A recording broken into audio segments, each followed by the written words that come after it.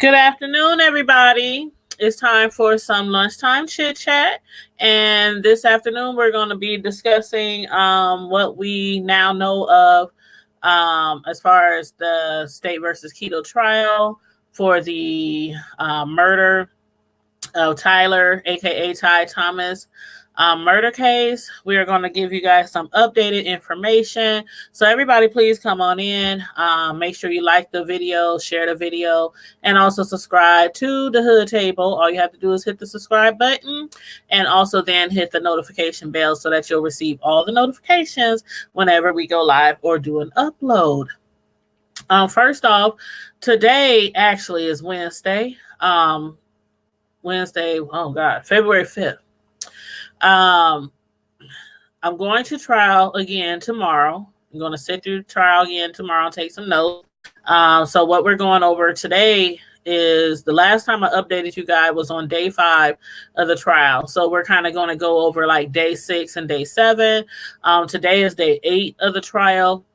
So we're not going to go over any of that anything today. We're going to go over day 6 and 7, and then tomorrow after I sit through trial, then Friday I will go over days 8 and 9 of the trial. And again, this is for the Tyler Thomas murder, Peru College student who was murdered 10 years ago.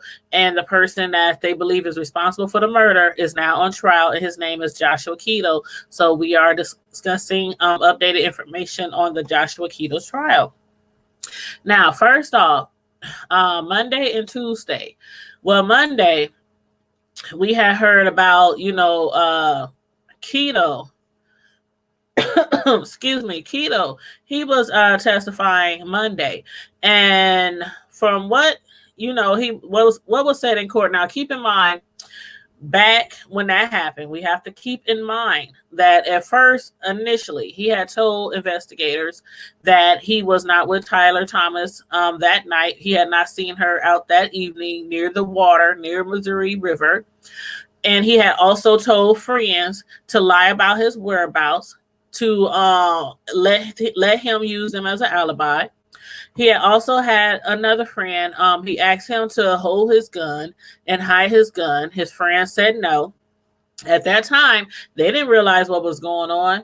They didn't realize that he might have had something to do with the disappearance of Tyler Thomas. But the one who was asked to hold his gun, he was like, no, I'm not holding your gun. And the other one, again, he asked him to allow him to use him as an alibi and say that he was with them the entire time. So juries heard the other day things Keadle had to say about the initial hours when Peru College State Tyler Thomas went missing. And what he said was, one moment, I'm going to read exactly what it says. Around 1:05 a.m. on December 3rd, Chloe Courtier remembered chit-chatting with a friend in her dorm room at Peru State College early that Friday morning when her phone rang. She saw it was Tyler Thomas and didn't answer. She told investigators later she was done dealing with drunk people. Courtier, then 20 years old, and her friend Jade Gordon. Remember, Jade is Tyler's cousin. Already had taken a drunk cheerleader safely home from a party that night from the baseball house. And around 1:25 a.m., I'm just giving you a little detailed information on the initial time frame when Tyler was missing. Around 1:25 a.m., Thomas texted Courtier and told them that she didn't know where she was. Then Courtier handed her phone to Gordon, which is Jade Gordon, Ty's cousin, and she said, "What the heck is going on?" So they put on their shoes, they grabbed their coats, and they was going to try to find Thomas. But before they could get to the door, remember, less than a minute after seeing the text, there was a knock at the door, and it was Joshua Keadle, the man now on trial for Thomas's murder. And what he had said at that time when he knocked on the door, he was like, what's up? What's going on? But they was like, they were kind of, confused. Well, maybe not at that initial time, but when they looked at it later, because they're like, Joshua has never came over looking for anybody, never knocked on their door before, never inquired, about their whereabouts or what they were getting into. And keep in mind that Ty and Joshua Keadle, they didn't get along. They did not get along at all. They had a very strained relationship. Nobody can quite remember when it first started to be that way, but everybody just knows that him and her was like oil and water. They just did not get along. So for him to come and inquire about her and everything around 1:30 in the morning, they was like, what's going on? But he came to the door and he was like, what's cooking? Talking about he smelled something good or something like that. But they weren't cooking. They were actually on their way to go outside and look for Ty. They drove around town, calling Ty over 4 dozen times. And by 5:30 a.m., when she still wasn't found, they kind of like, that's when they started to let the school know, the security guards know. Remember, they stopped the officer. The officer, he drove around looking for her. The next morning, they figured they would, send out a college-wide alert that Ty was missing. So, 1 second. Let me go down further. All right. Now, Jason Rodriguez, he said he lived at the baseball house, which is a popular hangout spot just off the campus. He said Thomas was pretty intoxicated. Ty, the one that's missing, said she was pretty intoxicated before she got there. And there had been an incident. Remember, we talked the other day. She had got into it with some of her friends, some of her girlfriends, or, roommates, or, the people she hung out with. And about an hour or so later, she went to the baseball house, but she had got drunk. She was intoxicated. They asked her to leave. And then an hour or so later, she was trying to get back in the party. They wouldn't let her. So the last time they saw her, she was seen walking over the hill towards the campus. But when she didn't show up at her dorm, law enforcement started calling people from the baseball house in to give statements. Rodriguez said he and Keadle started talking while they waited in line. Keadle told him he had a gun, and he asked him if he would hold it for him. Rodriguez said no. Steph Secura, of Keadle's roommates that semester, said that when he returned to campus on Monday after spending the weekend in Lincoln, Keadle mentioned that the cops had been asking questions about Thomas. And he said he was with me that night, which caught him off guard. So Secura said he was caught off guard because Keadle told them he was with him that night, but he was not with Secura that night. Secura had actually left for Lincoln that Thursday afternoon. So before the weekend came, when Ty disappeared, Secura had already left for Lincoln that Thursday afternoon. Secura later told investigators that Keadle had told him to say he was with him. So he tried to use the man as an alibi before the man even knew he used him as an alibi. But now he claims, when he's at court, he don't recall this, but he said, whatever I said at that time when Tyler was missing, when they did the initial investigation, he said, whatever I said back then was true. He said, it's been 10 years. I can't remember exactly the details of everything I said, but whatever I said back then was true, and he was not with me. I did leave Thursday to go to Lincoln, and Keadle tried to use him for an alibi.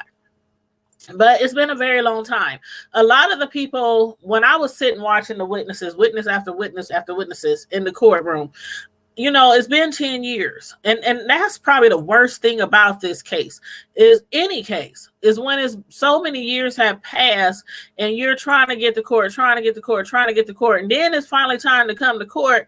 And it's like a lot of things that people remembered vividly and clearly around the time of an incident, and maybe even a few years later, after 10 years, a lot of them, when I was in court last Friday and watching the testimonies, they were like, could you please show me, or the prosecutor or defense attorney was like, could we show you what you said? Because it's been 10 years.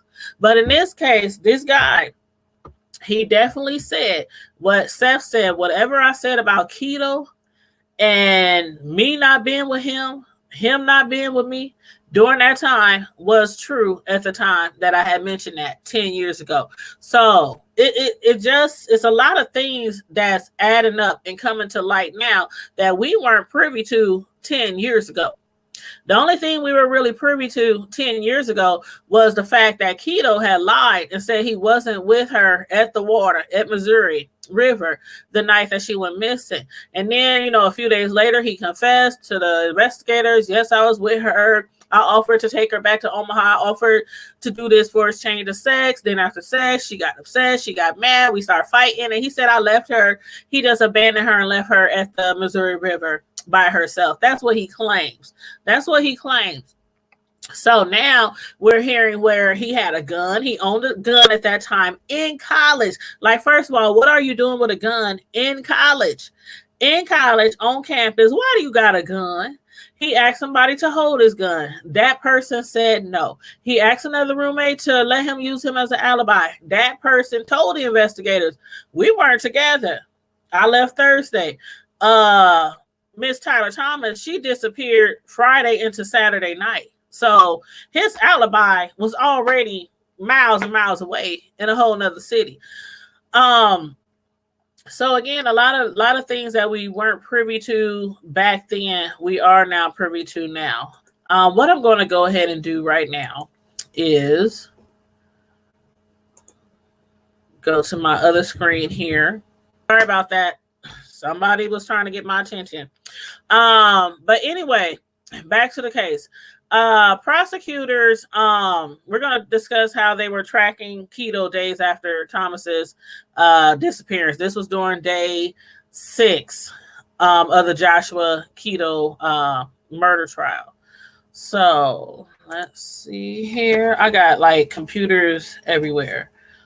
1 second. Okay.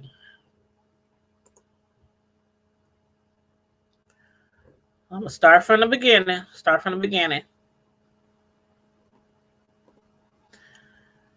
Okay, so on Tuesday, day 6 of the court trial. Let's see, 5, 6, 7. Was that day 6? I think that was day 6. Okay, yep. So, jurors and the public heard Joshua Keadle, what he has said happened the night of Tyler's disappearance back in December of 2010. Keadle had told investigators about how one day he would be cool with Ty, then the next day they wouldn't talk to him. She wouldn't talk to him. And we had heard by several witnesses how they was like oil and water. They never got along. They was always arguing or fighting. Keadle told investigators he admitted to seeing Ty walking near campus on December 3rd, but he said he stayed in his room for the rest of the night except to run to his car. He said he learned she was missing from her friends in the dorms.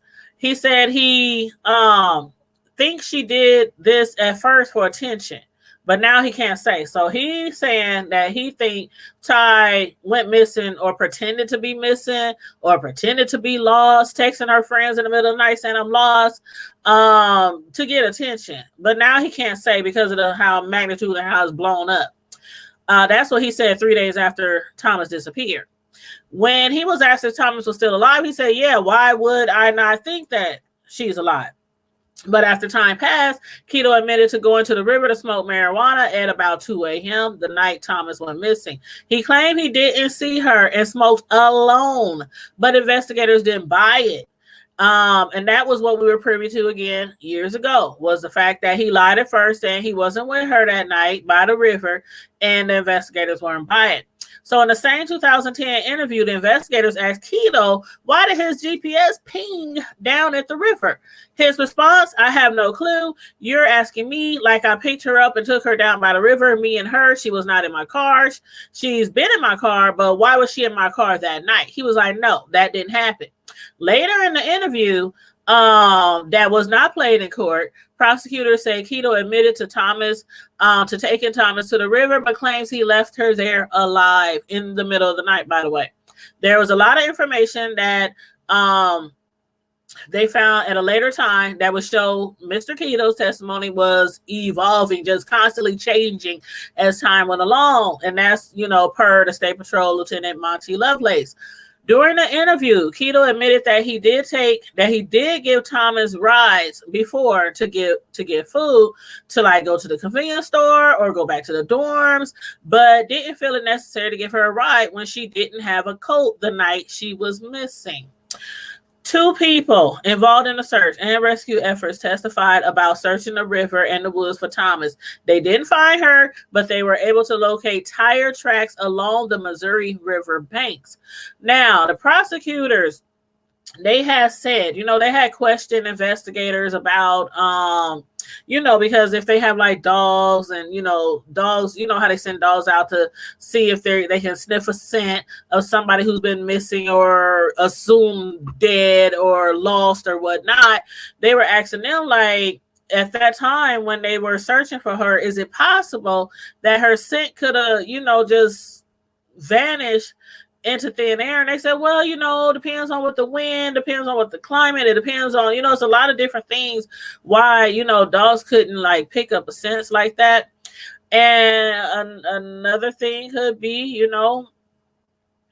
she's in the water, which a lot of people do believe that Ty was thrown in the Missouri River after Keadle had sex with her.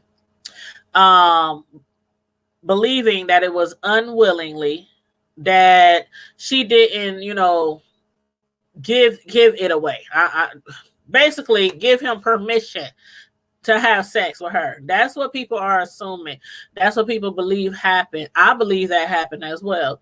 I believe his story is just BS from the gate, from the jump. I cannot believe it's been 10 years for this trial to get started. Initially when he said they had sex and she got mad afterwards and they started fighting, like, these are two people who, the roommates, the people who live in the dorms, who sees them often, have said time and time again, these people do not get along. These two clash, they fight. He cusses her out, calls her bitches, and I mean, they call each other names. They do not get along. Like, people like they never have got along. And then all of a sudden one night in the middle of the night, she offers to give you sex for a ride back to Omaha, back to come back to town to Omaha, to, where we live, where her family and friends live, for the weekend. And you offered her a ride in exchange for sex. And she said yes. Somebody who you never got along with at all said, okay, I'm that desperate to go back to Omaha. I'll give you my goodies. And then she got upset afterwards and they started fighting and arguing, and you left her at the Missouri River alive in the middle of the night. Then you told so many different stories, Mr. Keadle, that you weren't there with her, that you didn't see her, that she wasn't in your car, that she do be in your car sometime, but she wasn't in your car that night. Then your phone pinged at that night. They found out that your phone was, in that vicinity in the middle. Oh yeah, I forgot. I did offer her a ride that night, the night she went missing, in exchange for sex. Man, if they do not find him guilty, if they don't find him guilty for this murder, I am just going to be done with the justice system. All my hopes is just going to just go away, vanish with the winds in the justice system. If he gets off with this murder case, I pray that he gets charged, that he gets found guilty, that he gets the maximum time punishable for this crime. Now, we do know, well, some of y'all don't know, but he is right now in prison because of the fact that he, as I told y'all before, he had sexually assaulted a 15-year-old a few years back. So he's been already locked up. He was already locked up when this trial started. He went to jail years after Ty went missing for sexual assault, and then the investigation still went on. Then they charged him while he was already locked up. Then the trial started while he's still in jail for sexual assault on a 15-year-old girl. So he's been locked up this entire time. But we're praying that he remains locked up, and again, that he gets the maximum penalty allowed in the courts of law and gets charged for this murder. Hey, Kimberly Black, how you doing? Thanks for tuning in. I'm just giving y'all a little lunch break update on the Joshua Keadle murder trial that's going on here in nearby city of mine in Beatrice, Nebraska is actually where the court trial is taking place. And I'm going to be back down there tomorrow. And we're going to be listening in and taking some more notes and, getting some more information on, the trial and listening to some more witnesses. The trial is said to go 3 weeks, but I've also heard 2 weeks. So this Friday will be officially 2 weeks that the trial has been going on. So depending on these next few days, or depending on, probably how much longer the trial would go. But but anyway, I had stopped, got off track a little bit. But I just wanted to go back to during the interview, Keadle admitted that he did give Thomas rides before to get food, and I told y'all that to go to the convenience store and to the dorms, but he said he didn't give her a ride that night. Again, they saw tire tracks along the banks of the Missouri River, where he claims that he was just out there smoking weed, and then sometime later, a few days later, he admitted that he had took her down to the riverbanks and they had sex, and then he left her there in the middle of the night. So that was the initial hours. That's Joshua Keadle's testimony of what happened. That's his story that he had to say in court about that. But as far as, let me go back over here to my other screen.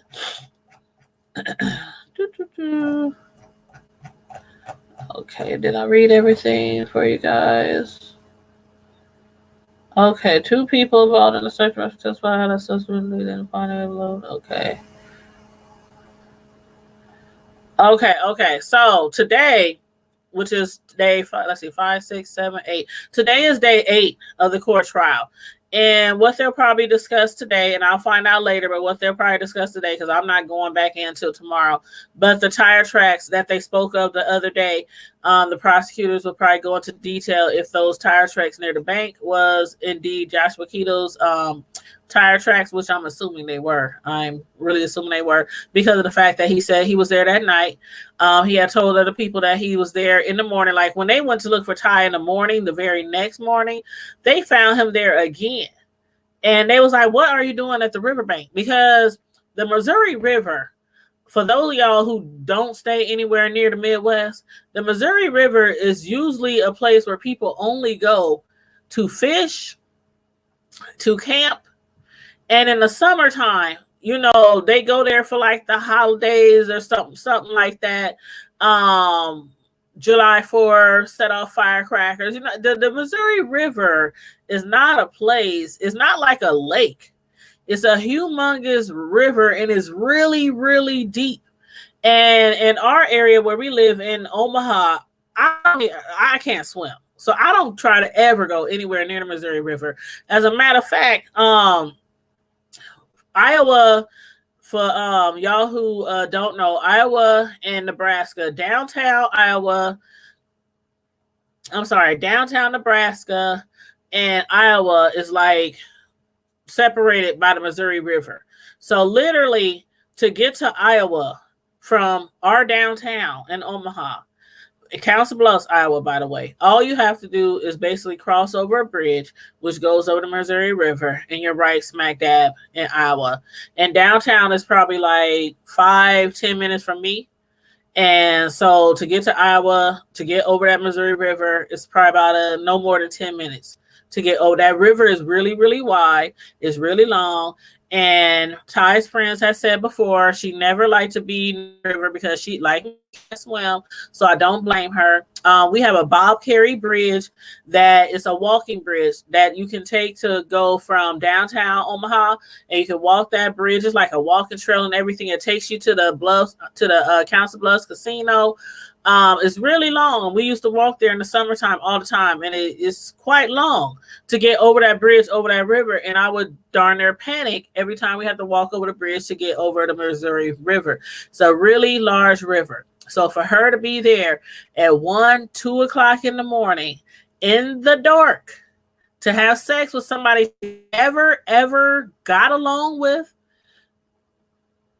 I don't believe him for 1 second. A lot of people do not believe anything that he has to say, anything that he has said, besides the fact that, he confessed that he was down there with her. That's about it. That's what we believe. We believe that he was there, that he took advantage of her, he sexually assaulted her, and then when she got mad and got angry or tried to fight him off, he probably tossed her in the Missouri River. And as far as the gun, that he asked his roommate to hide for him. My beliefs. This is my beliefs. Just my belief. And I'm no investigator. I'm no forensics. I'm no, nothing like that. I'm no coroner, anything like that. I'm just me. I believe that all that happened, him taking advantage of her, and then what I believe is he probably threw her in the water and shot her. And that probably explains why they couldn't find any evidence of him actually shooting her. Because for him to ask one of his roommates to take his gun and hide it moments after Ty went missing, like just out the blue, again, why do you have a gun on campus? I know that's illegal to have firearms on campus. I know that's illegal. So that's what I believe. And I hope, I hope justice is served. Yes, Kimberly Black, you said it's such a sad story and a shame that it's taken this long for him to come to justice for this particular case. It is. It is really, it's been a long time coming. And the family, again, I want to read what the family had to say. Let me go to her mother. Tyler Thomas's mother, her name is actually LaTanya Thomas. And let me see. I'm because she made a statement this morning. Let me just go to it. LaTanya Thomas. Okay. I'm just pulling up my other computer over here. But she made a statement this morning, and what she said was, actually, she made the statement 7 hours ago. So from the time it is 1 o'clock now, she must have made the statement around, this morning when she was on her way to court again, because court is from 8 to 5. Monday through Friday. Sanford, they got out early the other day because one of the jury members, they had a sick relative or something had happened in their family. So the judge allowed them to release themselves early. So court was cut short the other day. But this is what LaTanya Thomas, Tyler Thomas' mother, had to say this morning. She said, "Truly, God has brought us through this past week. I thank him. I can't put into words how much I appreciate my community for their love, prayers, and support. Thank you so much for raising funds for us, because again, the community, we was posting her Cash App on our Facebook pages. I was posting it on the Hood Table, on Tanya's Primetime TV, and they managed to raise thousands of dollars for them to not have to travel back and forth from Beatrice, Nebraska, back here to our hometown, Omaha, every day, back and forth for the court trial. So she said, thank you so much for raising funds for us when you all didn't have to do anything. You did. I am asking God to please bless each and every one of you who thought about us throughout the years, who said prayers for us, to whomever that smiled to let us know that they are here for us, and everyone who wants justice for Tyler. Not having to stress over where we are going to stay or how we are going to get to court has been such a wonderful blessing. This is not something anyone ever hopes to have to go through, but I am so overly pleased and taken aback with all of you who are making our fight your fight. This is all about Ty. Justice for Ty. Ty's mother, LaTanya Thomas, said, thank you. Thank you from Tyler's family. We love you all. And let's get my baby justice. I kind of feel like that's our baby. I know that's LaTanya Thomas's baby and, you know, their family, but the community, we've been going through this with them for 10 years. So I kind of feel like that is our baby, and we want justice for our baby, for Tyler Thomas. So again, that is the most current information that we got so far. Now, one other thing that I had mentioned before was when Tyler was missing, there was rumors that she was getting married, that she was engaged, that she was pregnant, and some people try to speculate that maybe she was stressed out and probably wanted to commit suicide and things like that.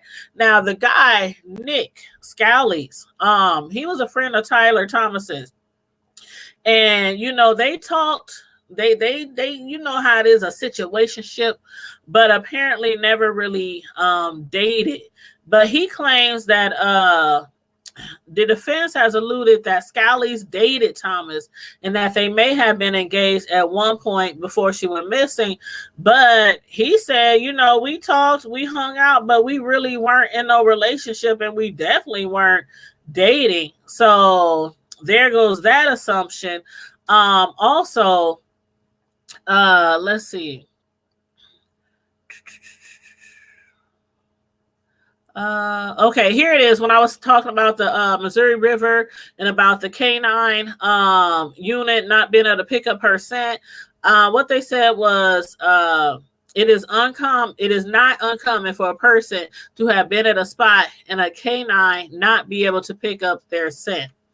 The man, Jim Peters, who helped organize such efforts, the K9 unit, to try to find Tyler Thomas' body at the Missouri River, along with their K9, said they did not find her scent, but that can be impacted, as I said before, that can be impacted by the time a person is down by the river, like the temperature, the wind, you know, things like that.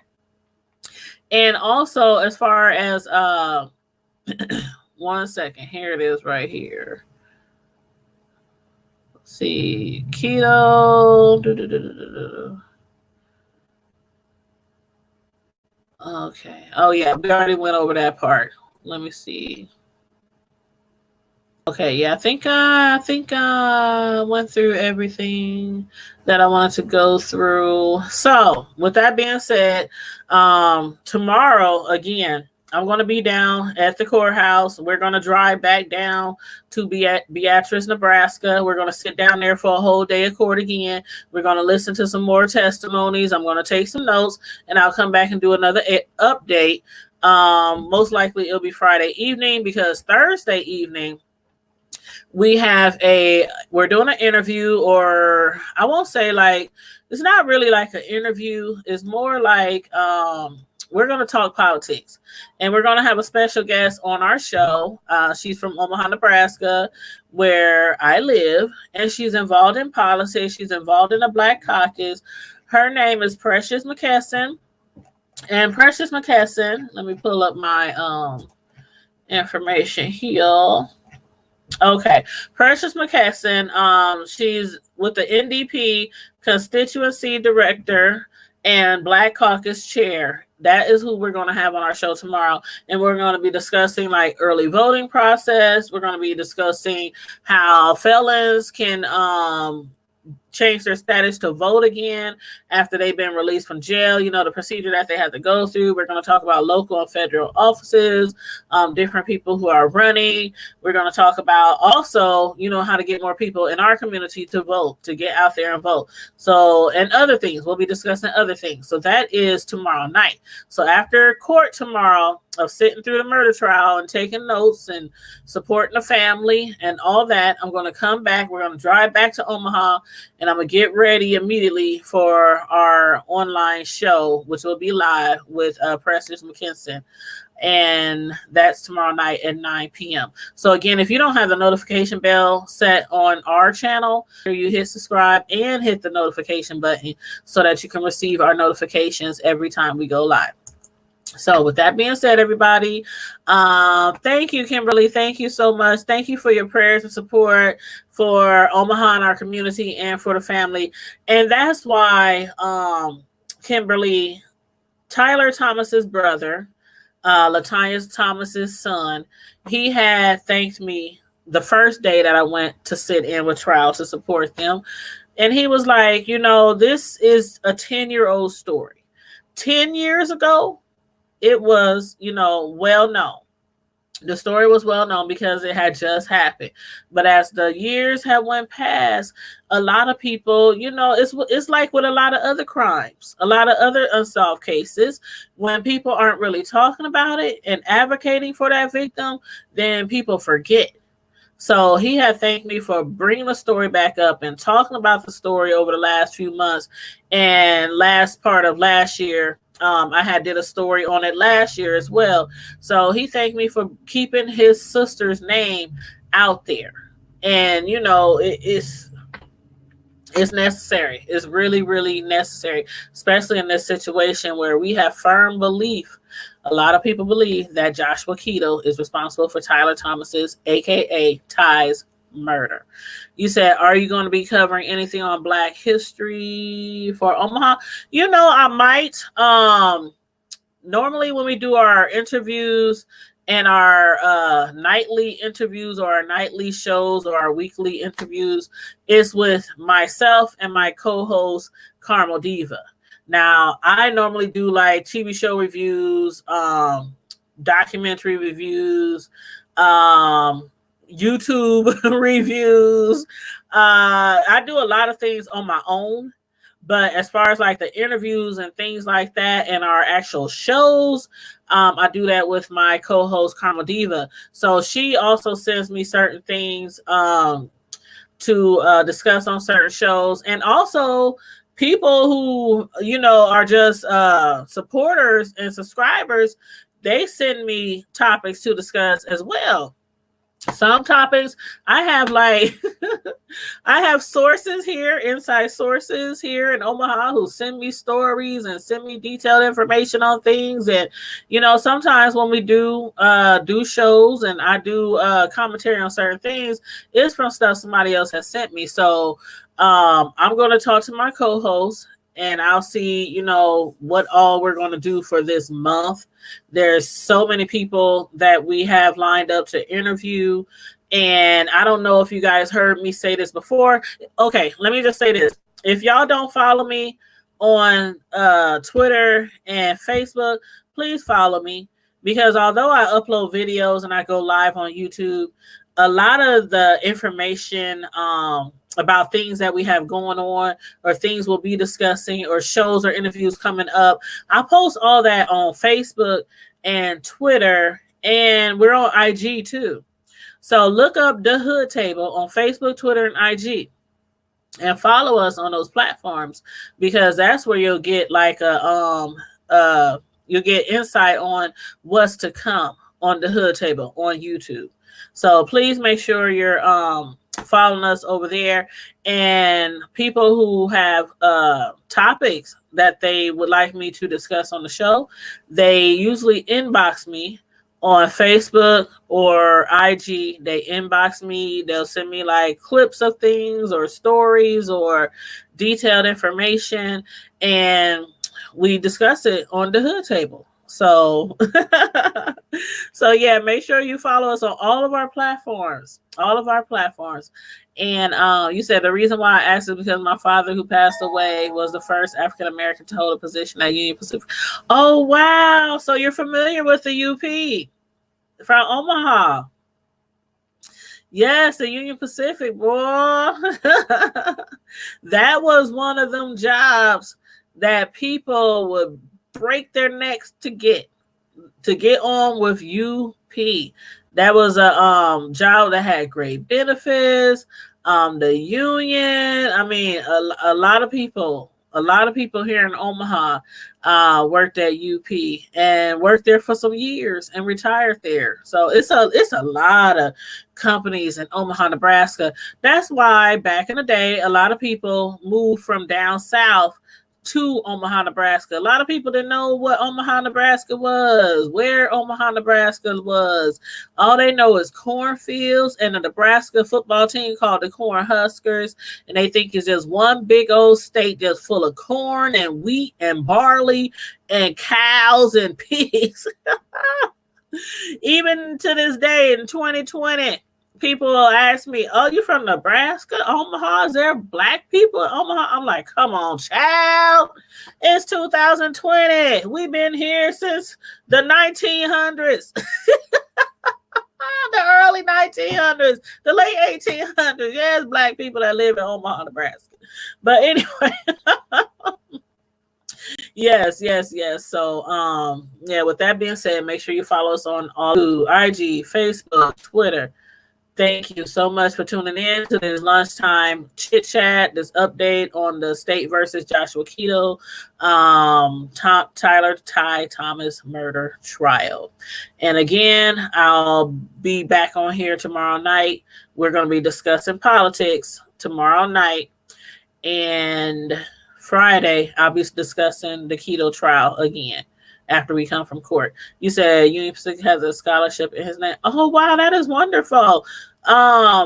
So did you used to stay here in Omaha, or do you still stay here in Omaha, Kimberly Black? I don't know if you're Omaha native or if you're watching from a different location.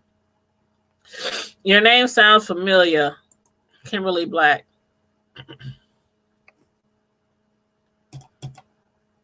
Oh, you're welcome for the commentary. I'm just waiting to see what you what your response is to my question before I let you guys go.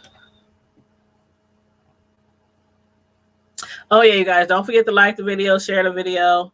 You said you was born there, but you live in Houston. Okay, so you was born here and live in Houston. Okay, I was gonna say,